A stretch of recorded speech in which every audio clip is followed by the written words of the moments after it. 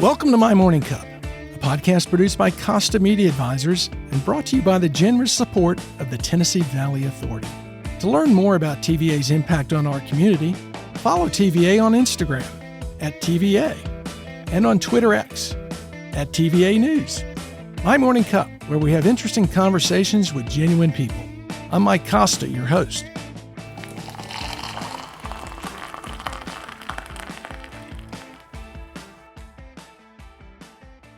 My guest this week is Jimmy White.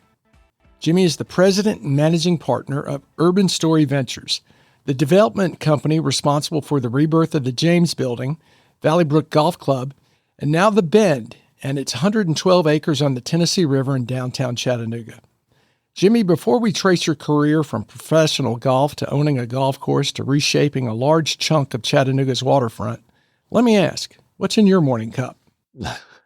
Currently, right now, nothing. Yeah, I left you empty. How about that? Yeah, Are you a coffee guy? I am a coffee guy. An interesting tidbit, though. I didn't drink coffee until I was well into my 30s. Yeah? When your first career as a professional golfer, having black coffee in the morning is not the best thing for your nerves, right?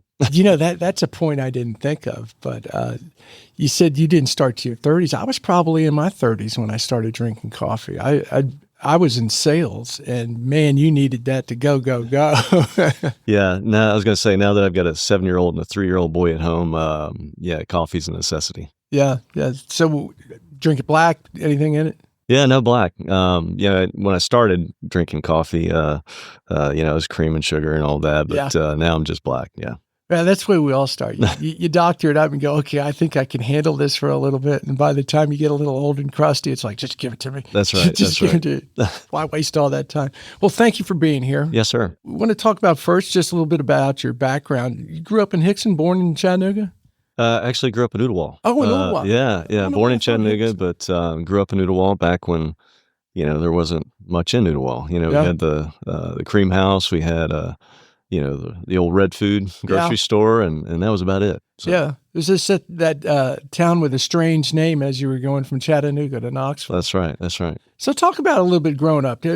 Siblings? Yes. 2 sisters. 2 sisters? Yeah, older and younger. Oh, so you're the middle child. I am, middle child. And how about your parents? What'd they do? So Dad, interesting tidbit, was a military guy. Eventually was stationed in Korea, moved back, and got into the insurance business. So he was an insurance salesman, had his own insurance company here in Chattanooga, and Mom taught nursing at Chattanooga State and was a nurse and at Erlanger. Oh, so, okay. Yeah. So growing up in Ooltewah before it became Ooltewah, for like a better way to put it, and you're a developer now, look back on that and say, wow, how much has this changed? And could you see that happening? Yeah, at the time, obviously not. I didn't think like that at the time, but now, it makes sense. No, it's been incredible growth to see. Obviously a lot of that has to do with Volkswagen, but I think Chattanooga by default, just being centrally located where we are, we grew organically, if you will, by what was happening in Atlanta and Nashville. Yeah. What'd you do growing up? Play a lot of sports? Played a lot of sports. I had the worst ADHD in the world, a little dyslexia there. So, I could, I was always good with numbers, but could barely spell my name quite literally. I remember the first time I wrote my name, I went to Brainerd Baptist as a kid, and, I was so proud of it, like, hey, I've written my name here. We'll go up to my teacher, and I'd written the mirror image of it. It was YMMIJ. And she was like, oh, wow, that's great. And, so anyway, struggled a little bit as a kid, with my education and stuff. So sports were a great outlet for me. Yeah. And so, I played everything, soccer, baseball, you name it, football, golf. Golf was just kind of natural. My dad was a great golfer, and my uncle played on the PGA Tour, so I just kind of fell into it. Well, and I want to just touch back on dyslexia a little bit. Growing up, that was such wasn't recognized as much as the point. How much of a struggle was that to, I guess, get the proper attention and education you need when people really didn't understand it at the time? Yeah, I was pretty fortunate, given the ADHD too. My parents didn't put me on. My mom was anti-drugs and anti-Ritalin and all of that. So, sports was a great outlet, as I mentioned, but it was a challenge. I was fortunate enough to where, both my parents worked, and, they could afford to send me to Sylvan Learning Center, right? Yeah. And so Sylvan Learning Center was I spent most of my afternoons if I wasn't out there playing sports. Yeah. I know you're a professional golfer, and we'll get into the golf aspect, but what were the other sports that you focused on and had, particularly through your high school years? Yeah, so baseball was one. Played All-Stars and stuff as a kid. Yeah. Yeah, I hadn't thought about this in a while, but actually, karate. Taekwondo. Really? Yeah, I used to travel all over the Southeast and fight in tournaments and compete in tournaments and forums and all that. So did that. Played soccer at Readout. Yeah. Once I got into middle school, pretty good basketball player. So played basketball at Baylor, played some football at Baylor in middle school, and then. I was like, hey, I need to start focusing on golf. Yeah. Back to the Taekwondo real quick. Is that more of a discipline thing or a self-defense thing? For me, it was discipline at the time, for sure. As a kid, my parents were like, please take this kid, wear him out, right? But send him home tired. Yeah, exactly. At the time it was a discipline thing, but over time, I think it's like anything, you learn life lessons, right? And so Taekwondo was great for me. It was a great outlet for me. It taught me self-defense, but more importantly, taught you control, right, of your body and emotions. Yeah. And so there was that side of it. Well, that had to help your golf Absolutely. too. So you focused on golf, and you mentioned your dad was a pretty good golfer too. So I would imagine some bonding opportunities there for the two of you. Yeah, no, it was great. Those are some of my best memories as a kid.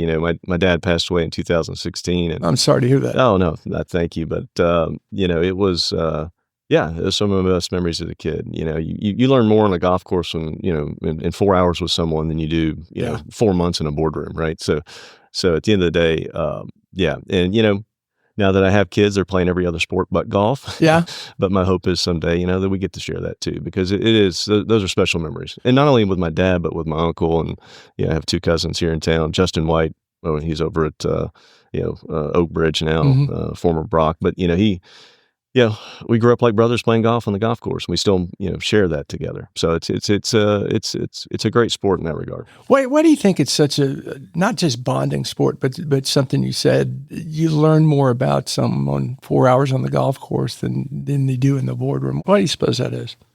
Well, I mean, when you see everyone's emotions on the golf course, right? When you get away from, if you're especially playing golf with clients or you're doing business with someone, you get to learn more about them, right? Kind of like we're doing right now. Yeah. And you get to, understand a little bit about where they are, where they came from, where they're going, what they enjoy doing.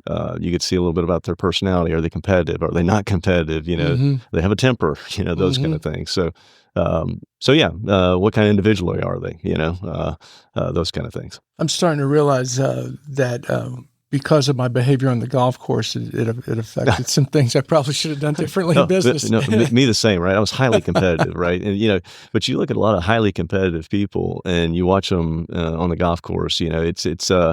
It's interesting to see how people respond out there. But it's a great sport. It's a fun sport. I don't play as much as I used to, but it definitely took me where I am today. I wouldn't be here without it. The thing I like about it is the people who are really, really good athletes are really good at no matter what they pick up, basketball, football.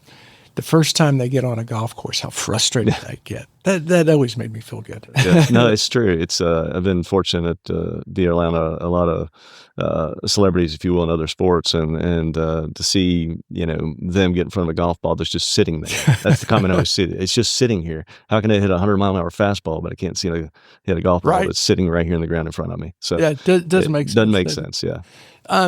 So playing golf growing up, did that translate to summer jobs you had, or Sure. was it all focused on golf? Yeah, pretty much.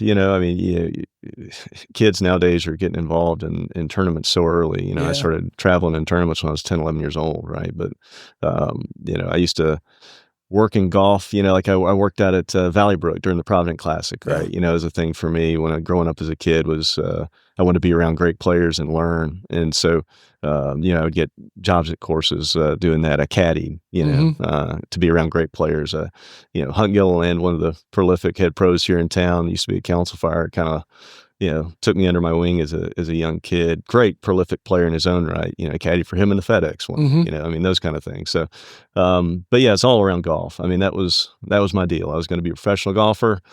That's what I wanted to do. Knew it as a Mm-hmm. kid. That was it. So talk a little bit about, you mentioned the Providence Classic, the Chattanooga Classic. I think you grew up playing Valley Brook, right? I did. So who were some of the pros at that time that were winning it, that you would look up to? Yeah. So Payne Stewart was one, right? Yeah. He was, Greg Norman and Payne Stewart were probably my two childhood, Mm-hmm. idols that I looked up to. But he was the big one. I remember him, walking around out there on the same greens. I was getting to play every day, and that was a big deal for me. I was like, well, man, if he can do it, I can do it, right? And then, Phil Blackmore, Mm-hmm. probably not a household name, but another I remember great Phil player, Blackmore. big guy. Yeah. John Daly, I remember that was the first time I've ever seen John Daly, heard of John Daly. It was I was a standard bearer at the Uh-huh. time, and he was playing with Phil Blackmore, and he had this long flowing mullet, for lack of a better word, back in the day. Oh, it was a mullet. And he was a chain smoker. I mean, had he was Still just is. he had a lot of flair, so you wanted to watch him. And so being a kid, watching this guy stand up on one tee at Valley Brook, if you're familiar with Valley Brook, it's a dog leg Mhm. left, and you got to hit it straight up in the air if you're going to try to hit the corner. And he knocked it on the green, right? And I was like, how in the world does a human being do that? And proceeded to watch him the rest of the day, but that was in the next week he wins the PGA Championship, right? Yeah. As an alternate. Yeah, he was like the 20th alternate. Yeah. I mean, there's 19 guys that had to say thanks but no thanks Yeah. before he hopped in his car and drove from Memphis up to, Carmel, Indiana? Yeah, that's right. That's right. He's also the only golfer I've ever seen make the turn and get a hot dog and 2 beers before he tees off on 10. So He does but- it his way. Yeah, that's right.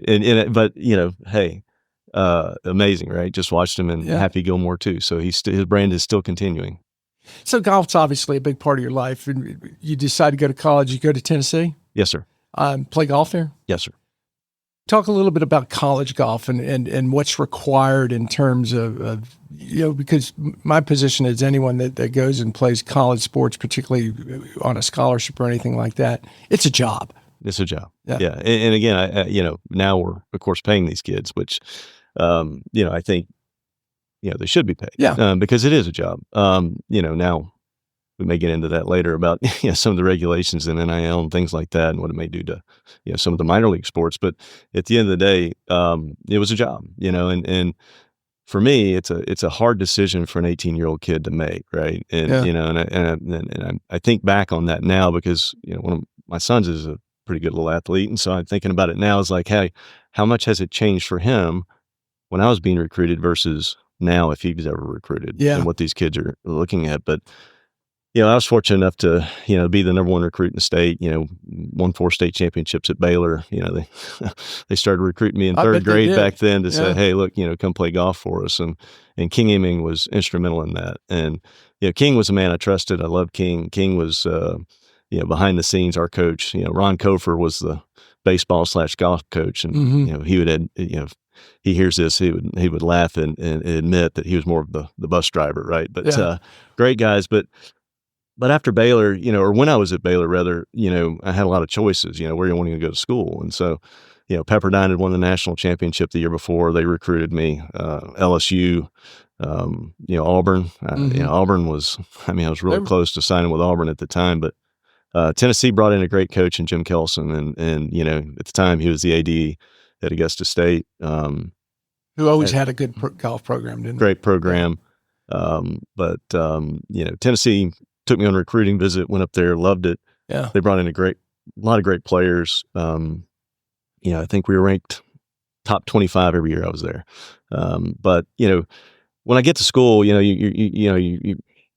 kind of full of yourself, as a college athlete, right? You're Well, people big man have on been- campus. Hey, freshman year, hey, I'm top dog. I'm going to go in here and I'm 10 foot tall and bulletproof, right? Right. Well, I say, the most sobering experience for me, and this kind of sums it up in a nutshell, is first week on campus, all the scholarship athletes are called in, all of us. It's football, it's basketball, it's everybody, golfers. in Thompson Bowling Arena. And Doug Dickey's the AD at the time, right? I mean, Doug Dickey was a general. I mean, this man walked in the room, he has a presence, right? He shook your hand, and, when I met him, he was, had to be in his 60s, but, when he shook my hand, it felt like, it was a vice, that kind of guy. He commanded a presence. So, and he did amongst all their coaches. I mean, you've got Pat Summitt there at the time. You got Philip Fulmer. You got all these guys. It's, and all the athletics are doing great. And, but they all feared him, right? He walked in the room. It was yes, sir, no, sir. So he gets up on the mic and, he makes a comment. He says, "Hey, look, congratulations. Welcome to the University of Tennessee." This is his welcome speech to all the scholarship athletes. And he says, "Congratulations. You're the top 1% of 1% in all your individual fields. I want everybody to stop and look around at each other. Yeah, give yourself a round of applause. That's incredible, right?" He goes, "Okay, now you guys looking around at each other, imagine this. There's only 1% of you that are going to make it in professional sports. So get a damn education." Drops the mic and walks off. and to me, that was, I mean, you could hear a pin drop in Thompson Bowling Arena. And it was the most sobering experience. And it really kind of put things in perspective. Yeah. You think about it. You got all these kids coming from all over the world to come play at a D1 SEC school, and it's like, hey, wait, you need to get an education. This is why you're here. It's not athletics. Athletics are great, yeah. And to be honest with you, they're the largest moneymaker on campus. But at the end of the day, get an education. So what knowing that you need an education, what's a typical day for a college golfer at Tennessee look like? Because you've got to get your practice and you got to get all the other obligations in, plus your school. Yeah, and it's the entire season. I mean, most sports, right? You play in the fall, you play in the spring. Golf, you play in the fall and the spring.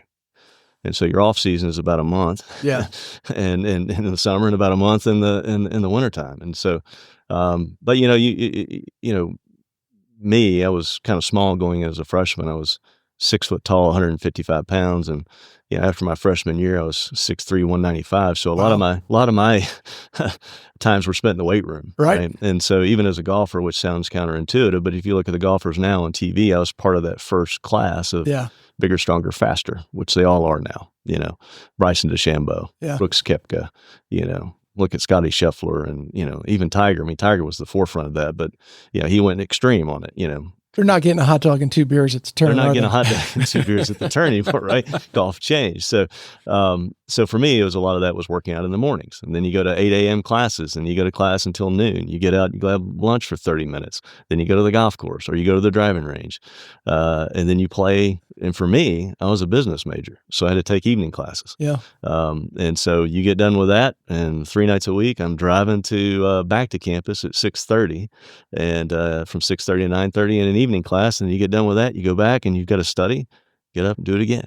And so when you say it's a job, it's a full-time job. And a lot of these kids, I mean, I was pretty fortunate. I had 2 parents that worked and had a scholarship, but a lot of these kids, get partial scholarships, or they're walk-ons, and they have those same schedules, and they can't afford the luxury of being able to have a job. And so, and it's sad, but, back in the day, some of my buddies, like the Travis Henrys of the world, I mean, poor Travis, he just got advanced through the system his whole life, because he's a good football player. Right. And then, he gets, head of the University of Tennessee, and, he's still getting advanced. But, poor Travis could barely read. Yeah. And then I think about that now, now that I'm later on in life, and, we all have our career choices and our career paths and where we end up. And at the end of the day, I think about some of those guys. Hey, they got injured, right? I mean, the average lifespan of an NFL player is 4 years. Yeah. And what if they get hurt in college? Yeah, and that's not something a lot of fans think about, because unfortunately, particularly in college, the players become interchangeable, and it's just who's doing it for me today. Yeah, there's a new young man or young lady coming in every year. So when Doug Dickey gives you that 1% of 1%, and here you are, you're a highly recruited golfer at the University of Tennessee. You have aspirations for the Pro Tour. What does that do for your aspirations to hear that, only 1%? Do you hear that and go, yeah, but this is me. This is Jimmy White. I'm going to make it. Yeah. Yeah. I mean, you have to, right? I mean, I think if you're going to be, whether you're successful in business or in sports or anything, you've got to look at things that way and say, okay, well, I can be 1%, right? Yep. And it just means I've got to work harder, right, than the next guy. or the next girl. And so I think at the end of the day, I think I took that mentality on. I think I'm not a very good multitasker. So for me, at the end of the day, it was, all right, how do I divide my time between my studies, which I had a struggle with, to how do I, and my full-time academic job versus full-time athletic career. And so that was for me the biggest challenge as a student athlete is how to manage your time. And it was a challenge. You learn to juggle, don't you? Yeah, you do. And when you get out of school, you decide to pursue your dream. Walk us through that a little bit. You get out, and what does it mean? Because Travis Henry's of the world. Yeah. You have the NFL draft. That's right. PGA doesn't have a draft. It doesn't have a draft. So what's the process? Yeah, we were the number 2 ranked college team in the country, and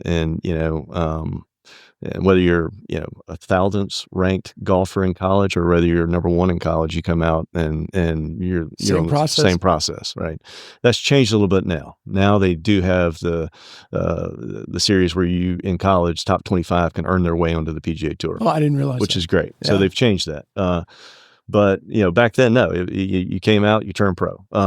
I wasn't sure whether I was going to turn pro. I was actually entertaining going to work and taking some jobs and those kind of things. But, I was playing well, had a good senior year and Gibby Gilbert and, Hunt Gilliland. And, when Gibby comes to you and he said, hey, you need to try, you listen. And so, Gibby, for those that don't know who Gibby is, Gibby, I think is the most decorated golfer ever out of Chattanooga, Tennessee, finished runner-up in the Masters, won countless tournaments, won everything you could win in the state, just a great human being. But, Gibby said, hey, yeah, I think you need to turn pro. And then, of course, my uncle said, yeah, I think you got the skill set. And I did. I could hit a long way. I was a pretty good putter, a good driver of the golf ball. But, I didn't have a clue what I was getting into, obviously. Right.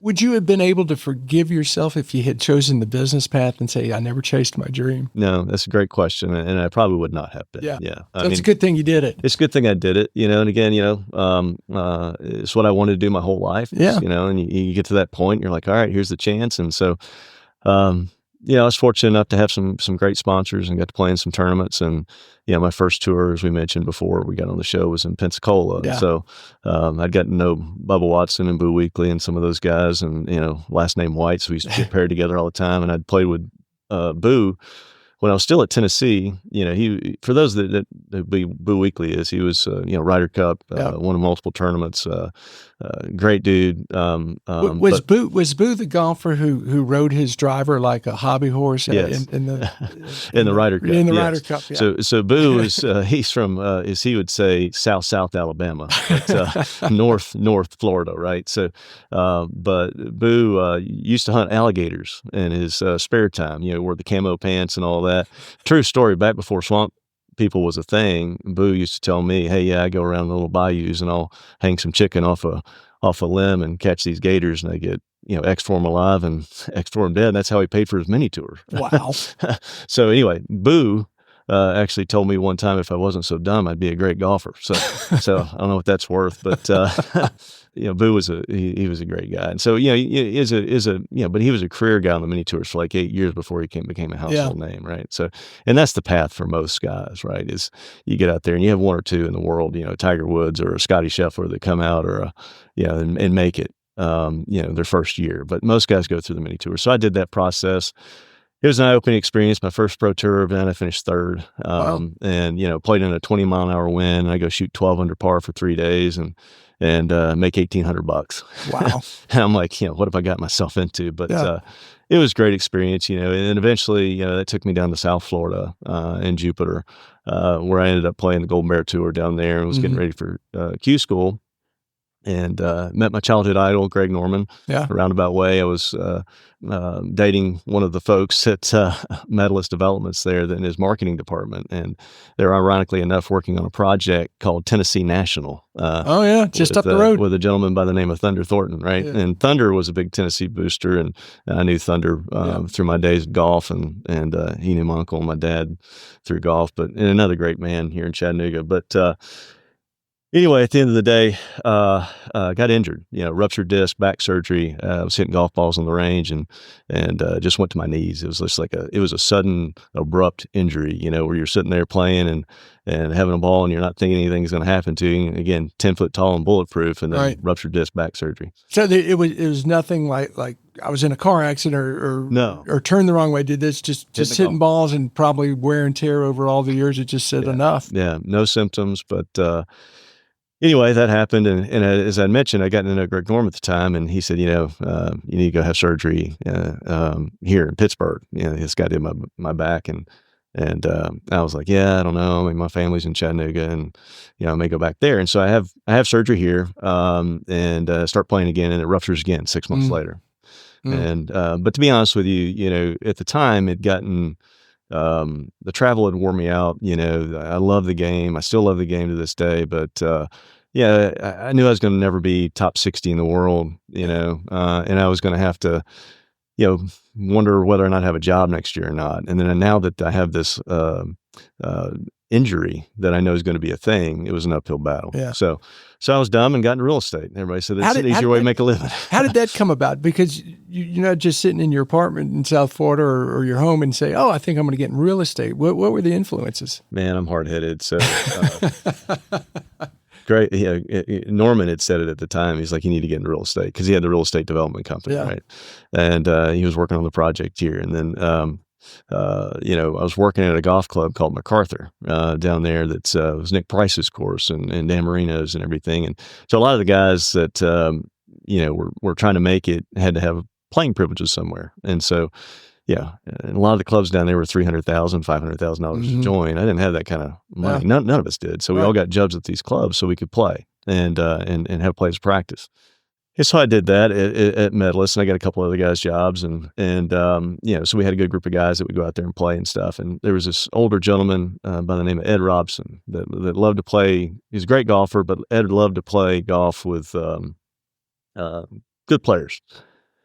He's from Tulsa, Oklahoma. Didn't know him really that well. Just a nice guy. Loved to play golf. And so anyway, I'm playing golf with him one day, and he said, I heard you're injured and this, that, and the other. I'm like, yeah, I don't know how much longer I'm going to do this for. He said, well, you need to get in real estate. You're the second guy that's told me that. Second guy. And again, being a hard-headed guy, I really didn't think about it that much. And so third time around, I'm with a lady by the name of Stephanie Flynn, another member at MacArthur. And Stephanie, her husband and her have a small hedge fund in New York, a couple $1 billion, right? Yeah, small hedge fund. Yeah. We just dabble. Just dabble in it. But again, you're in Jupiter, Palm Beach, so you've got some of the wealthiest folks in the world there, and so it's all relative. Is another thing I learned as a young kid down there, being 24 years old, exposed to all of this. But she said, "Hey, we started a small fund. I heard you were getting out of golf. You've always been a great guy. You're smart, business degree, whatever." And so anyway, she said, "Get into real estate," and so Three's a charm. Three's a charm. So I started reading real estate books at night. Took a real estate class at night. While I'm still working at the club, and long and short of it is, took the test, failed it. I was like, all right, but that's I'm not doing unusual. Doing it in my free time, right? And so, but even people who focus and study, much like the bar, it's tough to get past that first one. Yeah, and it was tough for me the second time too, but the third time was the charm again. So, but while I was doing this process, again, one door shuts, another one opens, and I'm a guy of faith, and so I believe that everything happens for a reason. And so, I'm out there on the golf course and just passed my test, quite literally. And everybody keeps telling me I need to go work with this guy named Dick Sheehan, Sheehan Realty. Dick was a former general in the military and had a brokerage firm. He's from upper New York, Buffalo area, and had come down to South Florida and was a broker developer. And so I went to work for Dick Sheehan, and it was great. I actually had met him on the golf course, and so we shared that love, that passion. And then he kind of took me under his wing and said, "Hey, maybe this kid has something." So And I think that's how everything happens, right? Yeah. We always get folks in our life that teach us, that shape us, that mold us, that lift us up, and so and that's our job now, right? Is to do that to the next generation. And so I had that, and I had that in Florida. Despite being down there by myself, trying to figure out how to make it playing golf, I developed a nice network of folks that looked out for me. And, Dick was one of those guys. So he took me under his wing. He helped me learn the business, commercial side of the business, and went from there. So you got to start down there with Mr. Sheehan or General Sheehan. Yes, sir. And how long were you with him? Oh, I think almost 2.5 years, 3 years almost. And then, but interesting thing, working with Dick is, he my first deal I ever worked with him on, was actually with Miss Flynn, right? So, um, Dick learned early on I wasn't a residential guy. Funny story, and then move into my commercial career, but I did show one house. Uh, and I was in the office. I'd been on the job for about 2 weeks, and Dick said, "Hey, look, Martha, she was a very successful residential broker in Florida for Dick, and there's a place called Admiral's Cove. I mean, you got like Celine Dion lives in there, and these are $20 million homes, right? This is the elite of the elite, and so." Um, so anyway, I'm a young kid, been there a couple of weeks. Dick calls me and says, "Hey, we got an emergency. The house next to Celine Dion's that, Martha has listed is somebody wants to see it. She's out of town. You're all I got. Here's what I want you to do. I want you to go open the door. Their names are so-and-so and so-and-so. Don't say a word. Don't say a word. Just open the door, stand there. Don't say a word. Yes, ma'am. No, sir. Don't say a word. Okay." So I go open the door. Again, it's a $20 million home. I've never been in a place this nice, right? And a lady and her husband pull up. They have a driver. They get out. I tell immediately she's the boss, right? So, and he's just a nice old guy, right? And so they get out and they're walking through this house, and she's like, "I don't like this. I don't like this. I don't like this. But this looks good. This looks good." And he still hasn't said a word, right? And she's like, "I really love the house." She's getting ready to walk out. If it just weren't for the wallpaper, couldn't help myself, right? Yeah. I'm sitting here thinking, Dick says, "Don't say a word, don't say a word, don't say a word." Dick Sheehan's going to kill me if I say anything. I was like, but I can't help it. I'm like, "Hey, look, if the only thing you don't like about this house is the wallpaper, I'm sure my broker would be happy to take care of the wallpaper if you guys buy this thing." Because I'm sitting there thinking about the commission, right? Right. And I'm like, "Golly, commission on a $20 million home. That's wallpaper. We can be 20, 30 grand. Okay, yeah, that'll work." And so I'm like, "Hey, look, I'm sure we could work this deal out if that's the only issue, right?" And she looked at me like, "How dare this young kid talk to me? Like, who is this kid talking to me?" And she's like, "Oh my gosh, I can't believe you can no, we're going to the next one." Oh, So I'm wow. like, "What have I done?" Right. And so as as she's walking out, the older gentleman's falling, he looks at me and smiles as big as he can, right? Like, like, "You got it." So anyway, get in my car. 5 minutes later, Dick calls me and he's like, "I can't believe it, man. You couldn't keep your mouth shut, could you? Just couldn't keep your mouth shut." And I'm like, "Dick, come on." I mean, he's like, "Look, you're not a residential guy. You need to get in commercial, right?" Yeah. He's like, "I appreciate the effort, but let's get you into commercial." And so that was it. So I was in commercial after that. That's all I did. He took me under his wing. He was developing a couple of subdivisions, so that's where I cut my teeth. But the first deal I ever worked on was again, unique deal, right, for your first deal. But through Miss Flynn, I'd met a guy by the name of David King. And David King was a big real estate guy in New York. He managed their hedge fund called First Point Partners.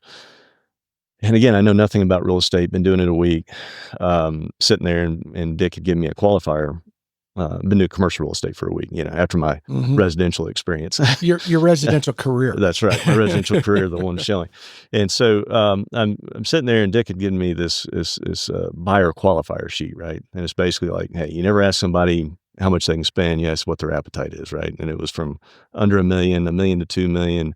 $2 million to $5 million, and that's about all I had on there, right? And then the next one was, what kind of asset class are you interested in? I didn't know what an asset class was, and it was like industrial, Mm-hmm. multifamily, this, that, and the other. And then it was, a couple other buyer questions, So anyway, I call up David King. Stephanie had given me his number. He didn't call me back. So I tried again next week. He didn't call me back. So then I called up Stephanie. I said, hey, David hadn't called me. He calls me back in 5 minutes. And so I'm sitting there with my buyer sheet, and I've got my computer screen in front of me. And David says, hey, I hear you're the guy to talk to about commercial real estate in South Florida. And I'm like, yes, sir, I am. And he said, well, Stephanie speaks very highly of you, this, that, and the other. And so I said, sure, yeah, blah, blah, blah. Great to meet you. I said, I just have to ask you a couple questions. So I'm going through my buyer qualifier sheet. And he says, and so it says, what's your appetite? That's my first question, right? And to a multi-billion-dollar hedge fund manager, what's your appetite? And he says, well, typically between our typical deal size is anywhere between 50 and 100 million. Not even on your sheet. I don't have a box for that, right? Right. And so he says, do you have anything like that available? And so I pull up my computer screen, and at the time it's, LoopNet or whatever we were using for as a search engine. And the only thing on the market at that time was an international port in Port St. Lucie. It was literally 20 acres of land that sat in an international port in Port St. Lucie, Florida. And I said, actually, there's one deal that I've got right here on my screen. And I start just reading the summary of it to him. And he actually says, that sounds very interesting. I'm going to be in town next week. Can we go see it?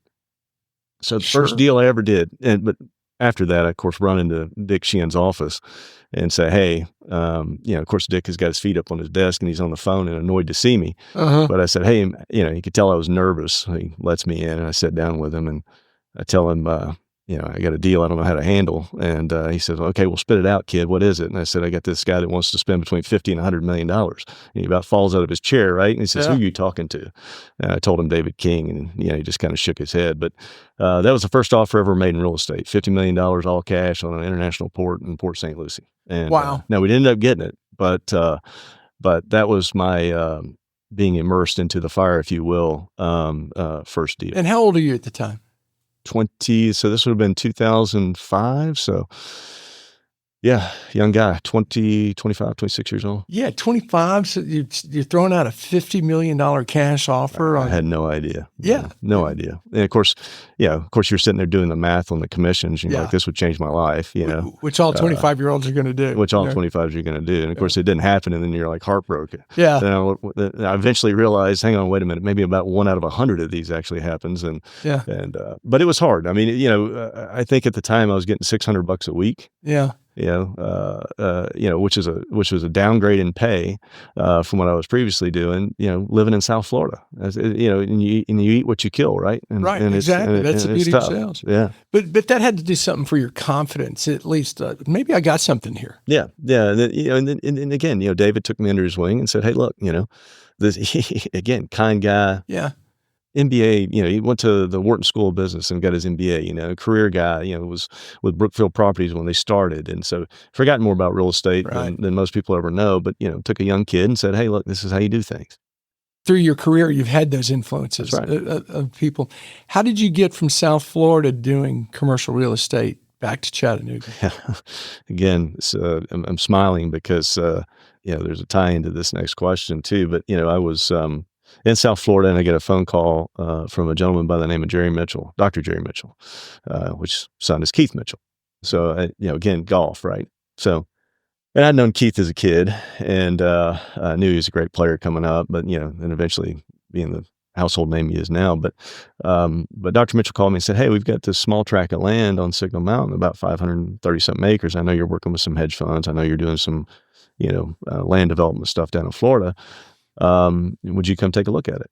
And I said, yeah, I'm actually, my parents are still in Chattanooga. And so I'm going to be coming back through there, and we're working on some projects in Nashville. Nashville's a market that we're focused on. So anyway, long and short, come up and look at the property, and it's, 3 doctors own it. It's in unincorporated Helmond County, on the back of the mountain. There were talks about bringing water there. There was talks about sewer, tying in the sewer, the new high school that was coming, all these other things. This was back in 2006. And so long and short of it is I put that property under contract with a group called Leucadia National. And if you're not familiar with Leucadia National, Leucadia is a multi-billion-dollar hedge fund. They merged with Berkshire Hathaway and formed Berkadia, but Leucadia is still there. And so at the time, we put it under contract, and at 20,000 an acre or something like that, crazy. And we were going to build a resort golf course community back there, which nobody builds new golf courses anymore, per se, unless you've got a beautiful spot like you do at Mack. But long and short of it is, we didn't end up doing that. There was a moratorium on sewer, but it exposed me back to Chattanooga. And Chattanooga had changed, right? And I was like, well, this town's changed. It's cool. And at the time, I was a young guy living in South Florida. It's a different lifestyle. And at the time, I was like, I don't know that I could ever raise a family here. And so I'm exposed to Chattanooga again in a great way. This downtown has changed. It's vibrant. I was at a different point in my life. I was working on some projects in Nashville, as I mentioned. Nashville was changing. It was becoming a really cool town. And so started working on those projects here. And then 2007, 2008 hits, right? Yeah. Great recession. Right? And so while I'm working for this hedge funds, I found a niche in these value add opportunities. And I really loved it. I loved the art of the deal. I love finding these deals. I love trying to figure out the really complicated deals, the ones that, and for me, I found that that's where the value was, right? If you can find a deal that nobody else can figure out, and you put the effort and the energy into it, because look, at the end of the day, like I mentioned, you look at 100 deals a year to do 5 or 6 maybe, right? Or at least we do. And, at the end of the day, you run across these deals that are like, man, I really want to try and figure this deal out. I mean, and sometimes the juice is worth the squeeze and sometimes it's not. But to ask you a question on that, back to when you mentioned dyslexia, you mentioned you're really good with numbers. Sure. Does that play into loving the deal and working through the numbers? It does. Yeah. I mean, I think, with numbers, even as a kid, I just I've always seen them, right? I mean, it's like, I just get it. But I think for me, even with golf, I always played golf backwards, right? I would start at the green and play backwards. So it always helped me with my course management and things like that. That's why you were good. well, I don't know, but I just thought differently. Yeah. Right. And so I think, that's the way I look at real estate. Right? I can see the end game. That's a great way to put it. But it's hard for me because oftentimes the first step is the hardest step for me, right? But that's why I surround myself around great people that can help me with that. But the challenge has never been for me seeing the deal and the proper steps to make it a successful project. It's always been, okay, what's step one, right? And how do and let's get started, right? And so, but yeah, I think during 2007, 8, going back to that, I got the benefit of seeing we were always value add. So we were always third, fourth guys in. So 2007, 8, 9, we were busier than we've ever been. When you say value add, do you mean that someone else had the project, wasn't successful, and you guys come in, pick up the baton? That's right. And picking up the baton is a great way to look at it. But we would come in, we're often second, third, fourth group in, and oftentimes buying these projects at a great discount, right? And so 7, 8, all we did was buy distressed bank deals. I was fortunate enough, again, to learn through the School of Hard Knocks of what not to do. So I get to see all these great successful developers, way smarter than I was, that had done and that had these successful careers, and it was heartbreaking to see them make one bad decision. And so it put a fear into me I bet. Of like, hey, wait a minute. You can do all these great deals over the course of a lifetime and do one bad one.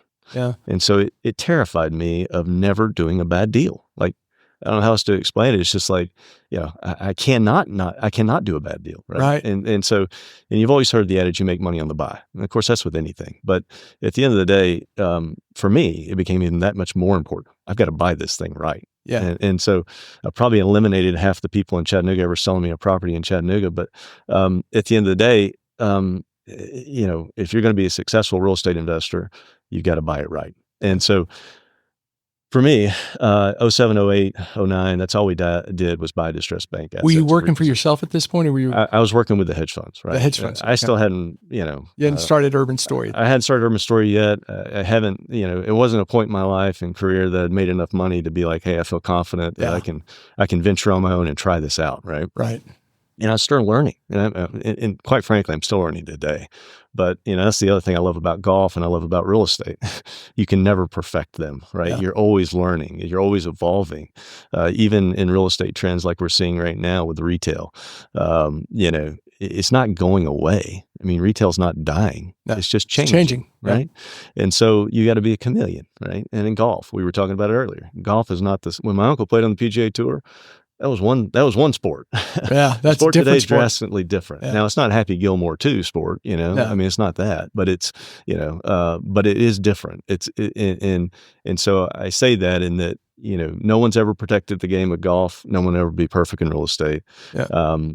But I love the deal. I love the journey. Right. And so, I was a registered buyer for these hedge funds in New York, and at the time, and so I got the benefit as an individual, a young guy, of seeing all these deals that nobody else had access to. You had on the job training. Really had to do it on your own. What caused you to go out on your own? What was the thing that said, I can do this for myself? Yeah, again, I specifically remember the point in time, but I did this for about 3-4 years, buying distressed bank notes, and I found a niche, right? I was working with these hedge funds, and I'm going down to BB&T Tower at Midtown in Atlanta, and Goldman Sachs, has all this stuff out there. BB&T has all their stuff out there. Regions, all these other banks, they're all selling these assets at 20, 30, 40 cents on the dollar. And you'd go to these buildings like I did at BB&T, and you'd sit there and you'd go through these books of deals. I mean, it was like a buffet menu of deals, and you go sit down at a table, and it'd be, hey, here's all of our multifamily deals, here's our office deals, here's all these deals, and it was like ordering from a menu. You'd go down there and you'd lock yourself in these rooms. I would go down by myself, and I'd sit there and lock myself in this room, and I would go through these books of deals. And I would write down the numbers. It literally had numbers attached to them, 232. And meanwhile, this is somebody's life, right? Yeah. And that's the other side of it. And you're sitting there thinking about it, but that's how bad it was. And billions of dollars of deals. And so all these groups are Rialto and all these other groups are coming in with their team of attorneys behind me. But, Lacadias of the world, they don't want you to know who the buyer is. Yeah. So they send in this young punk kid. And so I'm looking through all these deals. Great education. And, we'd make offers on portfolios of deals and things like that, individual deals, but they're only looking at the big ones. And so I said, hey, look, there's an opportunity here. There's nobody buying these deals between $1 million and $5 million, and they're great deals. Do you guys care if I carve off a couple of these and do some of my own? And so I literally started taking some of my consulting fees and brokerage fees and makes sense. And started investing in some of these deals that they'd blessed me to go do. And then I had people call me all of a sudden, be like, hey, I hear you're the guy to talk to about bank deals. And so I did a deal in Nashville, Indian Creek up there, Indian Lakes rather, was in default. And these copper trader guys from, that's all they do is trade copper, called me and said, hey, we live up here. We want to buy this deal. We're here, you're the guy. So I called up the bank. They partner with me. We go in there, we buy it and move on. And that happened over and over and over again. And I did it from, I guess, 2007, 8, 9, 10, 11. And, we'd bought Tollgate and Bridgemore in Nashville and repositioned those. And, doing 30, 40 lots a year. And then all of a sudden 2012 hits, which is, I think, coming here, and we had 150 lots, right? Mm-hmm. But the defining moment for me was, we were working with these funds, and all of a sudden, we're doing great. We're buying all these projects. We're rolling them up. And they said, hey guys, let's sell everything. What? I don't understand. What do you mean? Yeah. We're just now hitting our stride, and we think you're selling early. It doesn't matter. We're closing the fund down, but we're going to redeploy. We're going to buy some more. So, shut it down, Wow. That changes your life. Changes your life. It's a sobering experience, right? Like, wait a minute. We just did this project. We've got it going. We've invested all this money. It's a rounding error. So then, I learned a valuable lesson then too, right? Yeah. If you're not calling the shots, or you're not in a position where you're controlling your own destiny, you're at someone else's. And Yeah. so, I learned that, wait a minute, the value's in the deal here, right? I'm the one finding these deals. I'm the one putting these deals together that nobody else has access to, and You can do that I don't for know. yourself. So I was forced into a decision. I thought about it, prayed about it, say, hey, what? Again, you think about these life-changing moments. Hey, I was supposed to play golf for the rest of my life. Yeah. This is what I wanted to do. Wait a minute, I'm injured. I can't do that anymore. Hey, wait a minute, things are going great. This projects are doing well. I'm doing everything I'm supposed to be doing. Mm-hmm. Why is this opportunity not here anymore? Yeah, Right? something outside your control. Yeah. And so I said, okay, well, let's try this. And so let's take the same principles. I'd met Horrendous, and I'd known each other for a very long time. We had known each other, since I was probably 15 years old. We grew up playing golf together, and Mhm. we shared that. Again, golf, right? Golf, yeah. Common thread. Common thread here. And Horan had known that I was doing some stuff with the hedge funds. He knew I was doing some, unique deals and buying some unique opportunities. And so we partnered. We formed What Was Due, which became Urban Story Ventures, but Desai and White, right? Yeah. And so we partnered. We had this deal where we're going to focus on office. I said, look, there's an untapped market here in Chattanooga. Blue Cross Blue Shield had just left the market. This is about 2012, 13. Mhm. So we started Urban Story Ventures, what is now Urban Story Ventures, in 2013, with the mentality that we're going to take the same principles. We're going to be value add, opportunistic, real estate investors, developers, managers. I learned early on, again, you want all that stuff in-house, right? And the Mhm. problem with the development world, and, sorry, other developers, but at the end of the day, I got into development because we couldn't find a good developer, right? Makes sense. I mean, they're all That's usually what happens. They're all fee developers. They never put any skin in the game, Yeah. right? And Yeah. so it's like, hey, if they got nothing to lose, so we go out and hire these developers. We hire these third-party managers. We hire these third-party developers, and at the end of the day, they're not vested in the project. Yeah. And they make money no matter what, Yeah. right? The same way in the brokerage world is corrupt. Yeah. I mean, it's like, hey, you're a broker and you're transactional based. You don't care whether you and I do a good deal or not. If you're selling a piece of property, I'm buying a piece of property. What's your motivation for us doing a good deal together? They just move on to the next one. And I get it, because I was there, right? You eat what you kill.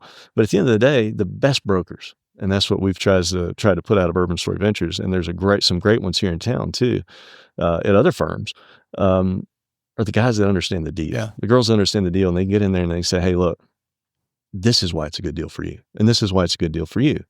And that's in business and in real estate, you're trying to structure these win-wins. Well, I want to talk about some of your current projects. Sure. Talk about these three things: the James Bill and Valley Brook, and I want to finish with the Bend. But Sure. But why you're coming back to Chattanooga? What that means to you, and why those are so important to you? I love Chattanooga. Chattanooga's a great city. I think it's one of the best cities in the country. I mean, you think about what we have here, and you look at what's happening in the rest of the country, and you think about the beautiful environment we have here. The mountains, the rivers, the lakes, the proximity to Atlanta, the proximity to Nashville, the interstates, the great airport, all these things. The world's fastest internet. We've got so many things going for us. And so I think Chattanooga was an easy decision from an investment standpoint. And I think the best is yet to come here in Chattanooga. And I think we're just now starting to hit our stride. But, the Bend, for example, it's our last piece of riverfront, and the opportunity came, when we started buying industrial. So we started to focus on office and industrial because no one else was. And rental rates were in an office at the time were $10, $12 a square foot. And so, that was an opportunity. Mm-hmm. Industrial was at $3.25. That was an opportunity. And so always look at replacement costs, what you can build something for versus what you can buy it for.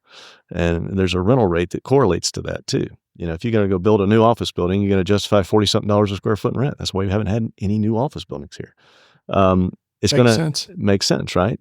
Retail, same way. You got to get $30-something a square foot. We're seeing it now with industrial. We just built a brand new industrial building here in Chattanooga at Riverport because rates are now between 10 and 12 bucks a square foot, right? You can justify it. So you're seeing more industrial. That's why you started seeing more multifamily. It's getting harder to do multifamily because in an urban core like this, you need structured parking. And so, the Bend, for example, I mean, when you look at the Bend, and really when I say the Bend, I think about the west side. You've got CHA, you've got the Bend, our site, and then you've got the stadium site. And, that's 300 acres in your downtown core with waterfront, interstate access, sewer capacity, plenty of power, world's fastest internet. That's Chattanooga's next 100 years. It's checking all the boxes. Yeah. It's Chattanooga's next 100 years. Yeah. And we were sitting there telling Senator Haggerty this, Senator Haggerty's a good friend, great guy, business guy, right? And he's sitting on the site and he's looking across the river and he's saying, hey, it's amazing. You've got this 3,000 linear feet of riverfront. And when you think about that too, the Bend, it's our last 3,000 linear feet of riverfront. Now zoned up to 12 stories and now permitted for over 300 boat slopes, which I'm happy to announce. We just got our permit. So, but that extended the harbor limits. So now we're going to have a full commercial marina on the waterfront with 300 boat slips, right? Wow. Great. So I picture the Vol Navy coming in here every weekend, like I did in Knoxville.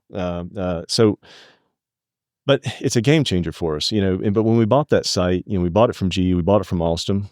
And again, it was combustion engineering. Alstom comes in, Alstom goes defunct, GE comes in, then we come in.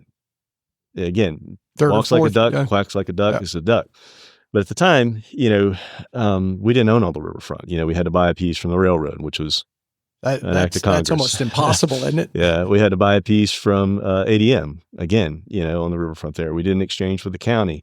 And so now, over time, we put all that together. We did unprecedented zoning, I mean, when you look at Nashville and you look at Atlanta, if you're going to attract these big major employers, in a 200,000 square foot, dense office building, you need to go vertical, right? Especially in a downtown core. So we changed the density from 5 stories to 12 and 20 stories. So you've had a lot of groundwork to do before you really ever touched the site. Before we ever touched the site. Yeah. I mean, we did, we had a public charrette. We had 1,200 people show up for the public charrette. I mean, novel concept. All of our projects we treat this way. It's not when you think about developers, right? There's developers that go in and do Walmarts. That's great. We need Walmarts.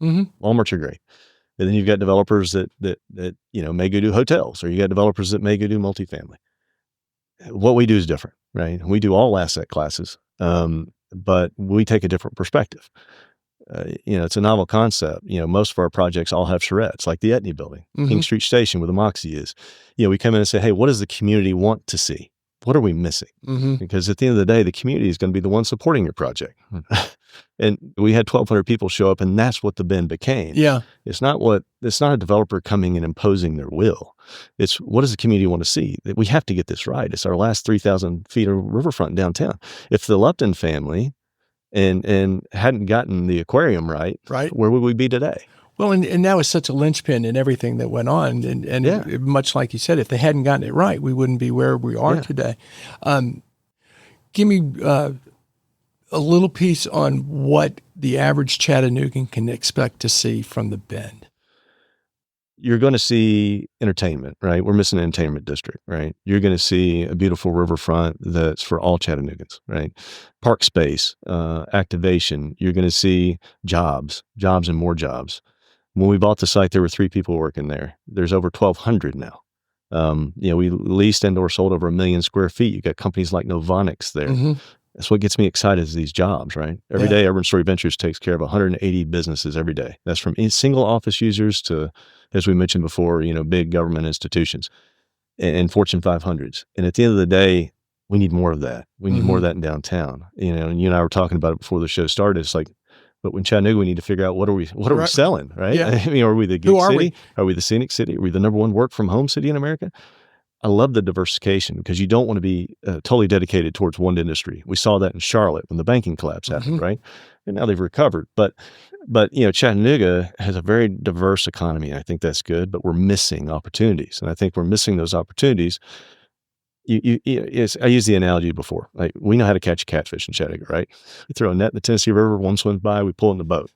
But if you want to go after a marlin, right, you got to strategically plan that. You got to go out, you got to find these groups, and you got to find the brand that coincides with our brand, right? I think about a North Face, for example, right? Mm-hmm. I mean, yeah, that's a great brand. An REI, move your corporate HQ here.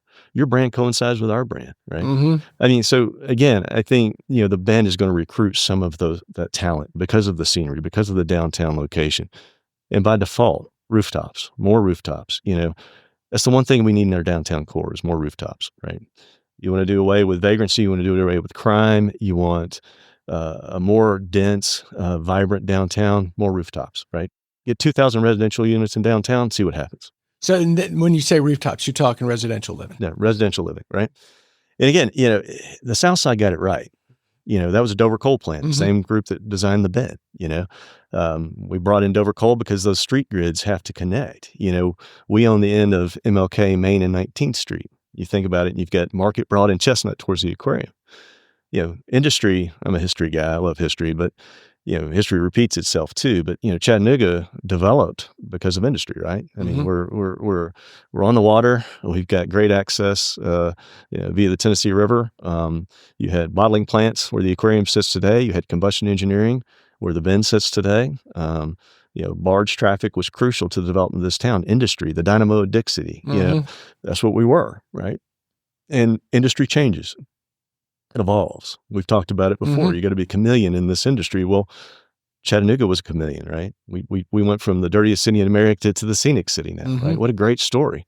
And the Bend is that in a nutshell, right? Yeah, it's a great way to put it. And so when you look at industry, jobs, that's what we need to be going after. That's going to be the great change. You've got big employers like Blue Cross Blue Shield, TVA, everyone trying to figure out how do we attract new talent? How do we keep new talent? How do we bring them back to work in a post-pandemic world? And so it's going to be interesting to see, and you're seeing it now with corporate campuses. The developments that I can say like Avalon, the Wharf in DC, despite those markets struggling on the office side, those developments are thriving. Yeah. Well, why is that? They created a sense of place. They created a place that that everyone wants to be at and support, and it's cleaner, greener, safer, right? I think that's a great way to summarize the Bend. Yeah. Yes, sir. Everyone wants a sense of place, cleaner, greener, wiser. Before I get to my last question, Jimmy, I do need to remind our listeners who makes all of this possible. It's thank you to the Tennessee Valley Authority for sponsoring My Morning Cup. Follow TVA on social media to learn more about its multifaceted mission of service, and visit TVA.com/do-good-here to explore exciting TVA career opportunities. All right, last question. I want you to think back to that 25-year-old who had that $50 million cash offer deal. But what would you tell that 25-year-old Jimmy White is important for a happy life? Oh, man. Having a great support system. Most important thing in my life is my wife and kids, right? Yeah. My family. And I think, at the end of the day, you can't take any of this stuff with you, and not to sweat the small stuff, right? I think, it's all about, like I mentioned before, I had people put in my life that helped lift me up, and so, now that I'm in a position where I can help do that with others, I look at life, our projects all the same way. You can't take anything with you, try to leave it better than you find them. And at the end of the day, just have fun doing it. Well, and I think that acknowledgement of you've had important people in your life who kind of came out of nowhere, or, that's right. or that's behind right. a door you didn't expect to be there, and now you see yourself in that role. I think that's such an important position to be in. Yeah, it is. We're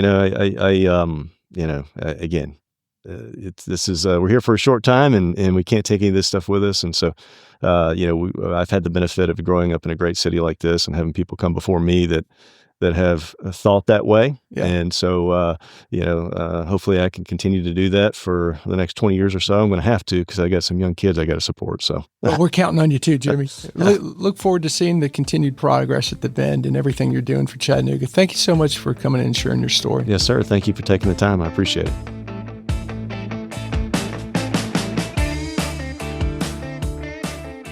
Thanks for listening to My Morning Cup, a podcast by Costa Media Advisors. If you liked this episode, please share it with a friend. I release a new episode each week, so be sure to subscribe on Spotify, Apple, Google, or wherever you listen to podcasts.